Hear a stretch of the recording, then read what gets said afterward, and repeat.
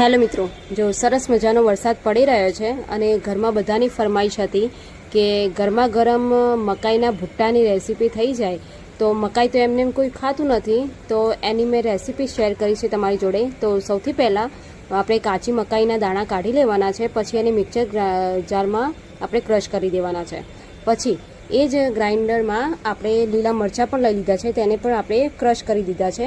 અને હા, મેં મકાઈ જ્યારે ક્રશ કરી તો તેની અંદર મેં થોડું લસણ પણ એડ કર્યું હતું. અને આ બાજુ એક બાઉલ લઈ લીધું છે, તેની અંદર મેં ચણાનો લોટ, ચોખાનો લોટ અને થોડી સૂજી લઈ લીધી છે. તેને થોડું પાણી નાખી અને આ રીતે ખીરું તૈયાર કરી 10 મિનિટ માટે રેસ્ટ આપી છે. હવે 10 મિનિટ પછી તેની અંદર આપણે જે મકાઈ છીણેલી હતી, આપણે જે મકાઈ ક્રશ કરી હતી એ મકાઈ નાખી દેવાની છે અને લીલા મરચાં પણ એડ કરી દેવાના છે. પછી આમાં મેં ઝીણા ઝીણા ટામેટાં એડ કર્યા છે. પછી કોથમીર, કસૂરી મેથી, આ બધું એડ કરી દેવાનું છે.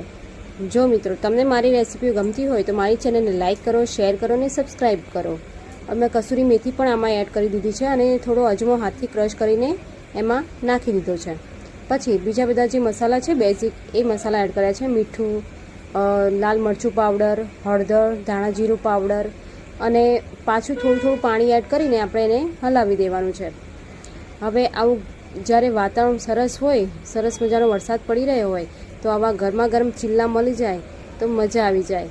તો ઘરમાં પણ બધાને બહુ ટેસ્ટી લાગે છે.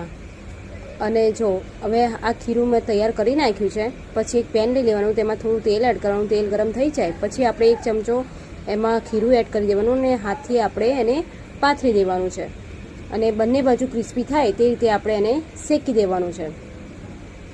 અને આની જોડે તમે દહીં પણ સર્વ કરી શકો, લસણની ચટણી પણ સરસ લાગે છે, અથાણું પણ સરસ લાગે છે. તમે કોઈ પણ સલાડ પણ લઈ શકો છો. જો તૈયાર છે મકાઈના ચીલ્લા.